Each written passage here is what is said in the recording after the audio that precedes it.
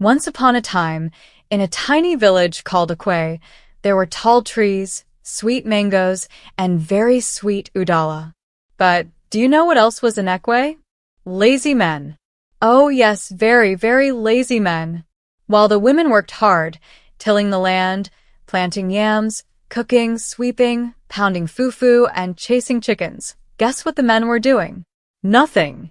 They sat under the big udala tree every day, scratching their bellies, drinking palm wine, and laughing like goats that just ate pepper. Women just like to complain. One man named Papa Njoku would always say, "Childbirth is not that hard. It's just like pooping a big yam." And the other men would clap and laugh until their stomachs jiggled like jelly. They didn't help with cooking. They didn't help with babies. They didn't even know how to boil water without burning it. But still, they mocked the women every single day. One woman, Mama Oju, was very strong and very wise. She had 5 children, strong arms like a wrestler, and a mouth that could silence thunder. One hot afternoon, after farming all day, she came home to find her husband sleeping. No food was cooked, and the baby was crying. "Ah, so I am a donkey-a-bee?" she shouted. Her husband yawned and said, "You women like to exaggerate. How hard is pregnancy? You just carry the baby and eat." Mama Oju's eyes turned red like hot pepper. That was the last straw. And from that moment, something magical was about to happen in Ekwe. The next morning, the sun rose lazily over the village of Ekwe, as if it was also tired of watching the men do nothing. Birds chirped, goats stretched their tiny legs, and Papa Njoku snored like a broken drum. But something was boiling inside Mama Oju. Oh yes, boiling like hot beans on a fire. She had had enough. No more jokes about childbirth. No more silly songs like, "My wife carries watermelon and cries like she's carrying elephant." Men are strong. Women just scream. Mama Oju marched to the village square wearing her big red head tie and wrapper.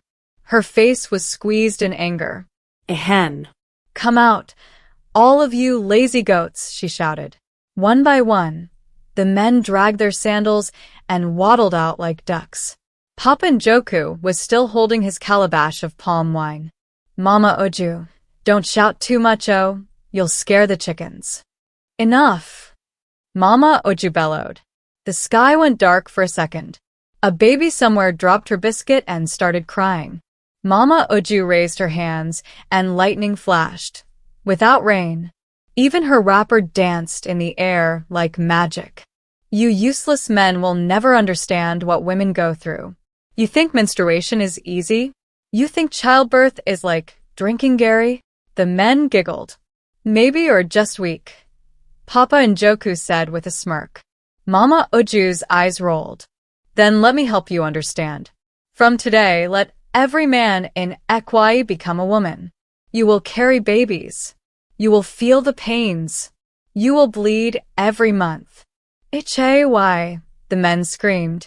"Let the women become the men. Let the lazy become the workers. Until you respect women, this curse will hold your trousers forever." And with that, Mama Oju tied her head tie tighter and vanished like smoke. The men laughed nervously. "Is this drama or witchcraft?" asked one. But oh, the next morning, they would scream louder than a goat's. The next morning, the rooster crowed, "Kukurka." But this time, something strange happened. Instead of men yawning and stretching, there was a loud chorus of "Arg." All over the village of Ekwe, men were screaming like babies. Papa Njoku jumped out of bed and looked down. His chest had changed. He now had boobies. Real ones. He screamed louder. "Chima, what is this soft thing on my chest?" Uncle Obele ran out of his hut, holding his tummy. "Something is moving inside me," he shouted. It was a baby. He was pregnant. Yes, pregnant. His stomach looked like a drum full of akpo. And it was kicking. Cha 3. "It's trying to break my ribs from the inside," he cried. The whole village square was filled with confused, pregnant, moody men. Some had back pain. Some were vomiting beside banana trees. Some were crying for their mothers. And guess what the women were doing? They sat under the udala tree, drinking cold zobo, their feet up, laughing like hyenas at a comedy show. Ehen, how does it feel now, Papa and Joku? One of the women teased. I feel like an overstuffed watermelon, he shouted. Even small children were laughing. One little girl pointed and said, Uncle Emeka is walking like he pooed his wrapper. The men tried to farm, but after 5 minutes, they were all sweating and sitting on the ground, fanning themselves with leaves. My waist is on fire. And then, as if that wasn't enough, boom, one man shouted, blood. I'm bleeding. My body is leaking. He had started his first period. And oh, it was just the beginning.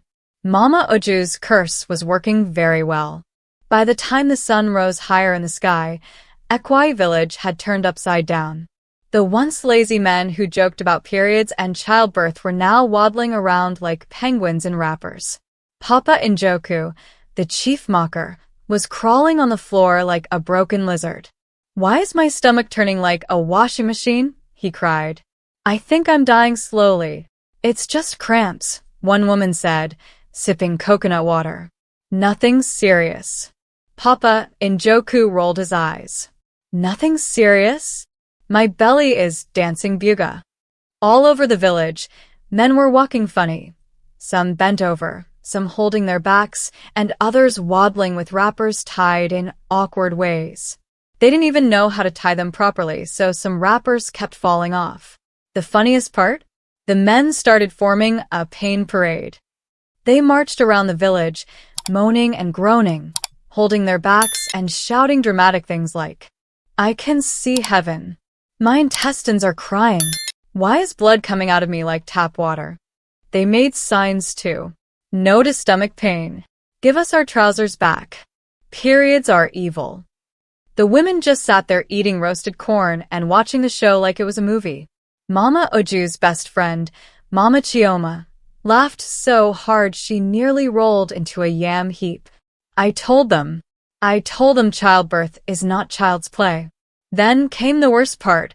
A pregnant man's water broke. Splash. It's happening, he screamed, rolling on the ground like a chicken with pepper in its eyes. I'm going to deliver. The other men screamed and ran in circles. Where's the midwife? Where's the nurse? Who knows how to catch a baby?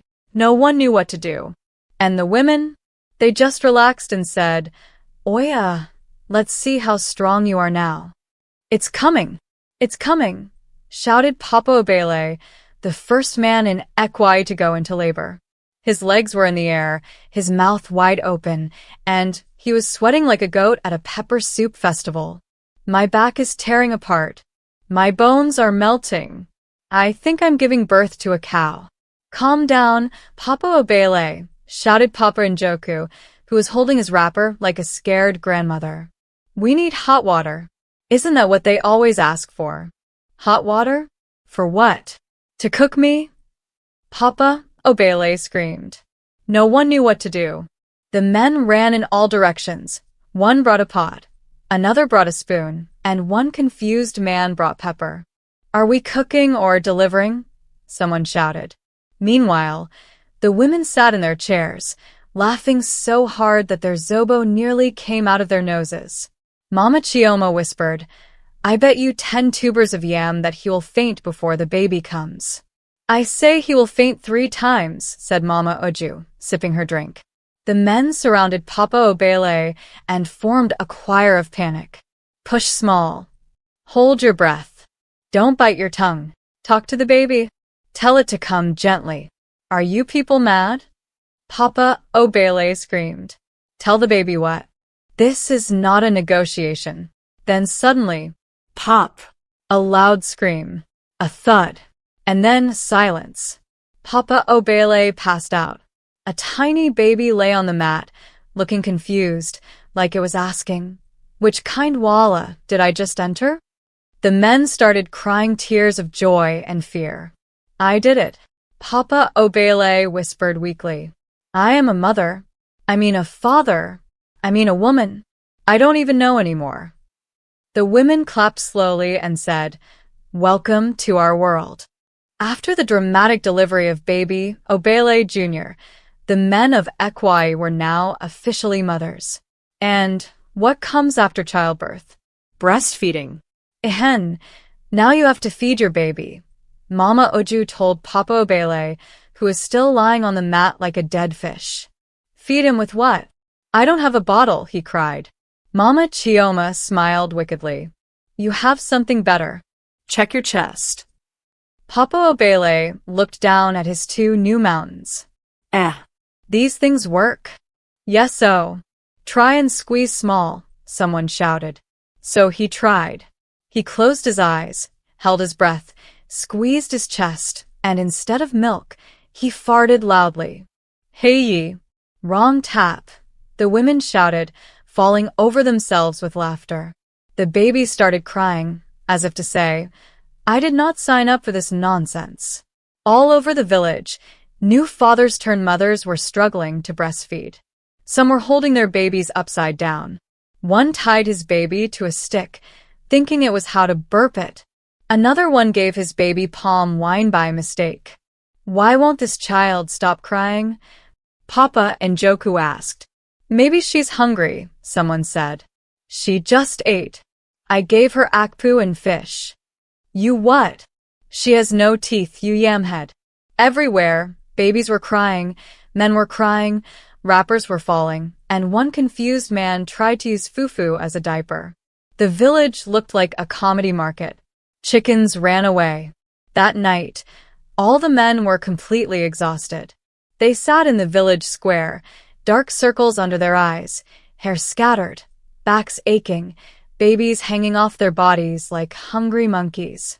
Papa and Joku looked around and said softly, maybe, just maybe, we've been unfair to the women. But no one had time to talk, because just then they all started cramping again. No, not again. The morning sun rose gently over Ekwe, but the village was not quiet. No, no, no. It was full of noise, babies crying, men shouting, and smoke rising from burning wrappers. You see, the women had decided, if we're men now, we're going to do what men do best, nothing. So the women folded their arms and sat under the big mango tree, chewing sugarcane and watching the drama unfold. Now it was the men's job to wash clothes, cook, sweep, pound yam, bathe babies, and still survive their new monthly Red River. Papa and Joku was in the kitchen, trying to boil rice. He poured the rice into the pot and added palm oil, pepper, and Omo detergent. I thought this was salt, he said, sneezing from the smell. The pot started foaming. The rice turned blue. Meanwhile, Papa Obele was outside trying to bathe his baby. But the baby was slippery like okra. 1 second it was in his arms, and the next, whoosh! The baby flew into the air like a bird. Catch the baby, he screamed. 3 men jumped, but they missed. The baby landed softly on a basket of fufu and giggled. Everyone clapped. Even the baby enjoyed the ride. At the same time, Papa Chinedu tried to sweep the compound while carrying twins on his back. He forgot he had tied them there, and when he bent down, boom! The babies rolled onto the floor, laughing. He cried, These children are following me like spiritual attacks. Inside another hut, Papa Ibuka was doing laundry. He poured all the wrappers and baby clothes into a big basin, added soap, added bleach, added engine oil, and stepped in to wash with his legs. 2 wrappers tore. 1 turned black. 1 disappeared completely. By evening, the village looked like a storm had passed. Wet clothes were hanging on trees. Smoke was rising from burnt pots. The men were limping and sweating. Babies were all covered in flour. The women? They were laughing so hard, their sides hurt. And still, the curse wasn't over. By now, the men of Ekwe had grown used to waking up with backaches, wrappers falling off, and random baby vomit on their heads. But today, they faced their greatest challenge yet.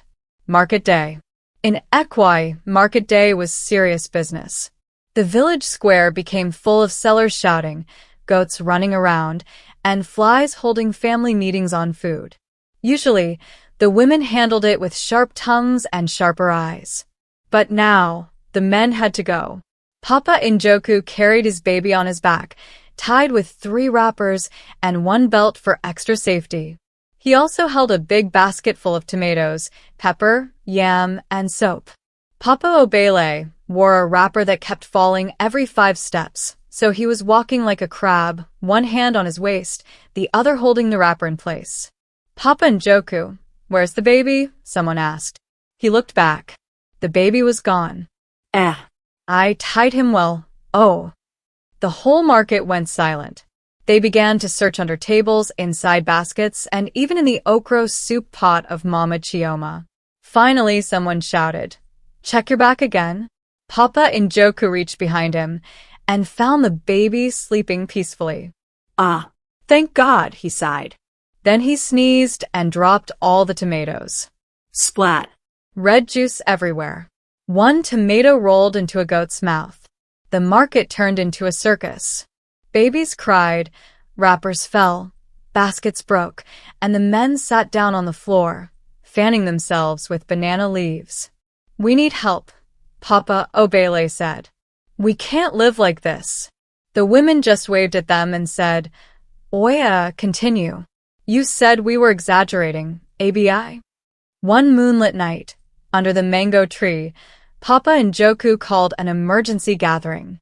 "Brothers, this suffering is too much," he whispered. "I haven't slept in 3 days. My breasts are leaking like tap water. My waist sounds like it's cracking groundnut." All the men groaned in agreement. "My baby peed on my fufu," said Papa Obele. "I tried to breastfeed and gave myself a slap," said Papa Chinedu. They were broken, finished, tired, and they were not ready to say sorry to the women yet. So, Papa Njoku said, with a sly smile, "Let us break the curse ourselves." The men all gasped. "Can we do that?" asked one, scratching his head. "Why not?" Papa Njoku said proudly. "But how will we break the curse?" asked Papa Sabuka.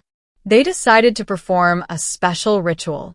So, the next night, they wore red wrappers, painted their faces with palm oil, and danced around a cooking pot while chanting, "No more cramps. No more pain. Give us back our manly brain." They poured salt, pepper, 2 socks, 1 old wrapper, and a piece of fried yam into the pot. Then they all took turns spitting inside it. "Very spiritual," Papa Njoku said, nodding like a wise goat. Just as they were about to pour the mixture on their heads, boom! A gust of wind blew through the village. The pot exploded. Red palm oil splashed everywhere. One man lost his wrapper. The men screamed and ran like headless chickens. Later that night, they returned to their huts, now looking like soaked puff-puff. Their planned a complete disaster. They didn't know it yet, but the only way to break the curse was to face the truth.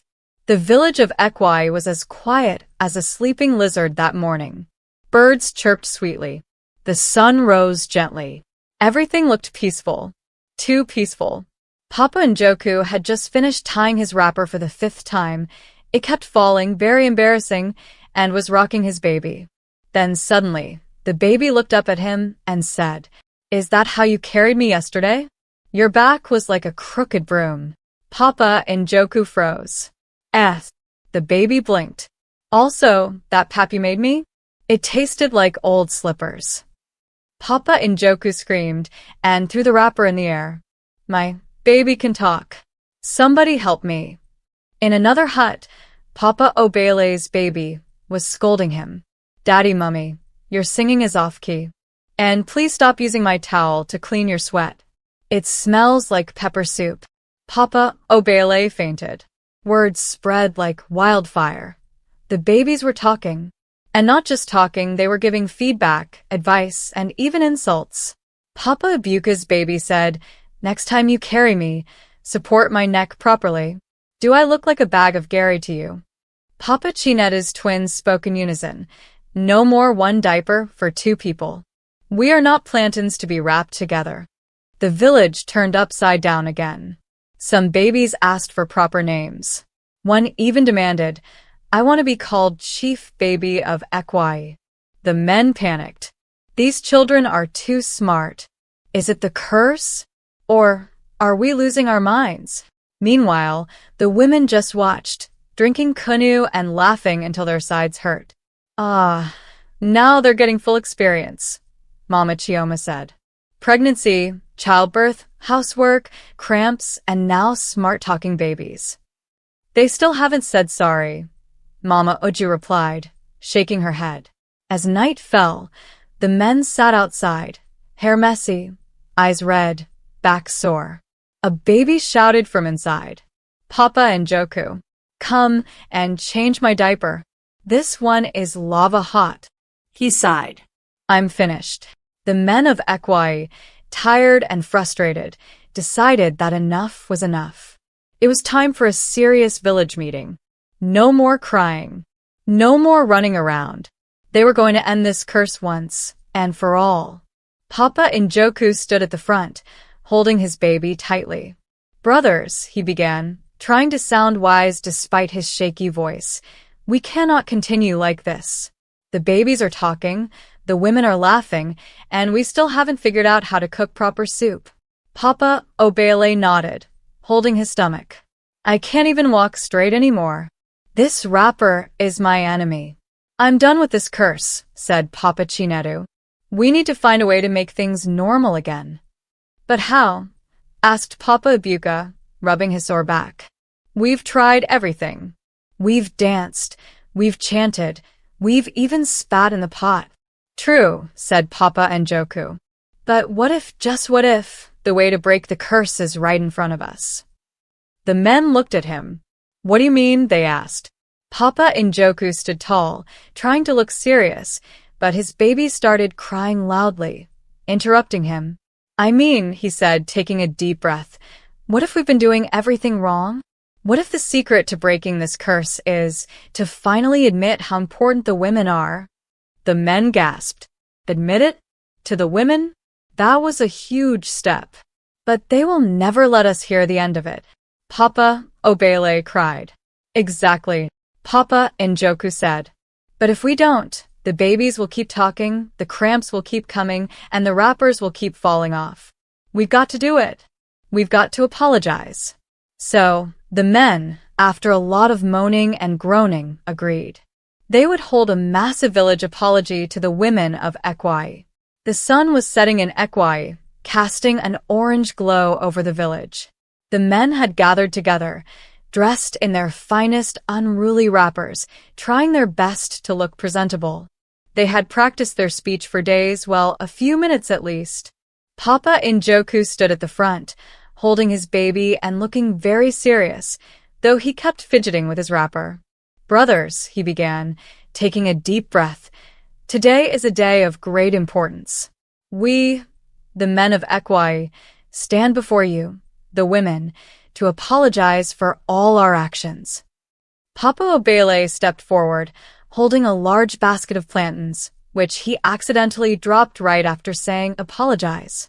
"We have been selfish," he continued. "We have not understood your pain, your struggles, or your hard work. We have made jokes about childbirth, menstruation, and your very important work.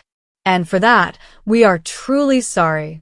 The women were watching from the sidelines, holding their laughter in, but their faces were serious. They had heard nothing like this before. Papa Chinedu cleared his throat. "We now realize that being a woman is not easy.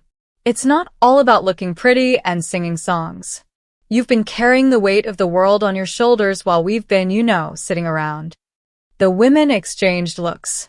They seemed to be trying not to burst out laughing, but their eyes twinkled. Mama Chioma leaned over to Mama Oju and whispered, "Do you think they've really changed, or are they just tired of holding babies?" The men continued their speech, each one trying to outdo the other with more dramatic words. "We promise," said Papa Ibuka, holding up a finger, "to respect every woman in this village, to stop making fun of your cramps, and to always say thank you when you serve us food. No more complaining about soup. Yes, shouted Papa Obele. We will appreciate your hard work, your strength, and your wisdom. We are sorry, and we beg for forgiveness. Silence fell, and then the unthinkable happened. Mama Oju stepped forward and, with a straight face, said, "Well, it's about time you noticed." The men stared at her, blinking in shock. Mama Chioma grinned, "But we won't forgive you that easily." The men gasped. They thought the apology was enough. Were they going to have to keep giving gifts? Cook every meal for the rest of their lives? Wear skirts? "We'll forgive you," Mama Oju said slowly, "but only if you start cooking properly every day for the next month." There was a collective groan from the men. They weren't sure if the curse was worse than the idea of cooking every meal. "But we did apologize," Papa Obele whined. "And now you'll learn," Mama Chioma said with a wink. "Start by cooking dinner tonight, or else the curse stays." It was a bright, sunny day in Ekwe, but there was an air of nervous tension. The men, dressed in their finest wrappers, stood in front of the village square, where Mama Oju and the other women were waiting. Today was the day. The final test. The men had promised to cook properly for the next month, but first they had to pass a little test to see if they had truly learned the importance of women and their hard work. Papa Njoku wiped his sweaty forehead with the sleeve of his shirt. "Okay, brothers," he said, "today we cook. Today we prove ourselves." The men nodded, some more excited than others. Papa Obele was still clutching his baby like it was his last lifeline. "But we've never cooked a meal in our lives," he mumbled. "It's time to learn," Papa Chinedu said, grimacing. "And if we fail, we'll never hear the end of it." The women were already sitting comfortably under the mango tree, sipping their palm wine and watching with mischievous smiles. "Are you ready, men?" Mama Chioma called out. "Let the cooking begin." The men rushed into the cooking area, their eyes wide with panic. Papa Njoku grabbed a pot and a bag of beans, but immediately dropped it when he noticed the onions were missing. "Where's the onion?" he shouted. "The food is nothing without onion." Papa Obele quickly grabbed a yam, but he had no idea what to do with it. "Do I boil it? Fry it? Or just scream at it until it cooks itself?" Papa Chinedu threw oil into the pan but forgot to turn the stove on. Then, when he finally did, he turned the heat too high, and the pot started smoking like a campfire. "My soup is going to catch fire," he wailed. Papa Ibuka tried to help by grating some pepper, but in the process, accidentally grated his finger. He screamed, "This is painful. I can't cook with pain." Papa Obele, who had been carrying his baby on his back, was now wrestling with it because it had decided to throw its food at him. The mess was everywhere. Papa Chinedu suddenly shouted, "I've got it. I'll make moi moi. I saw it once." He grabbed a spoon and started mixing the ingredients, with his hands, of course. The women were laughing so hard, they had to wipe their eyes. In the end, the meal they prepared looked more like a disaster than dinner. There was burnt rice, lumpy soup, and yam that tasted like cardboard. Mama Chioma stood up and walked over to the men. Well, she said, shaking her head. "I must admit this is an impressive mess." But then something amazing happened. Papa Njoku stepped forward, took a deep breath, and said, "We may not have cooked the best food, but we've learned something today. We've learned how difficult it is to feed a family. We've learned how much work women do and how much love goes into every meal, every chore, every task." The other men nodded. They weren't perfect, but they had learned. Mama Oju smiled, her eyes twinkling. "You finally understood." Suddenly, a loud pop echoed through the village. Everyone turned to look. The curse had broken. The men were back to being men, and the women were back to being women. The village of Ekwe erupted into a wild celebration. There was dancing, laughing, and music. The women cheered. The men tried to keep their wrappers on. Everyone was happy, finally. And from that day on, The men of Ekwe never forgot the hard work of women. They cooked, they cleaned, they appreciated their mothers, wives, and daughters, and they always made sure there were onions in the soup. The village flourished, and Ekwe was peaceful once more. But the memory of that unforgettable curse and the hilarious chaos it caused would be told for generations to come.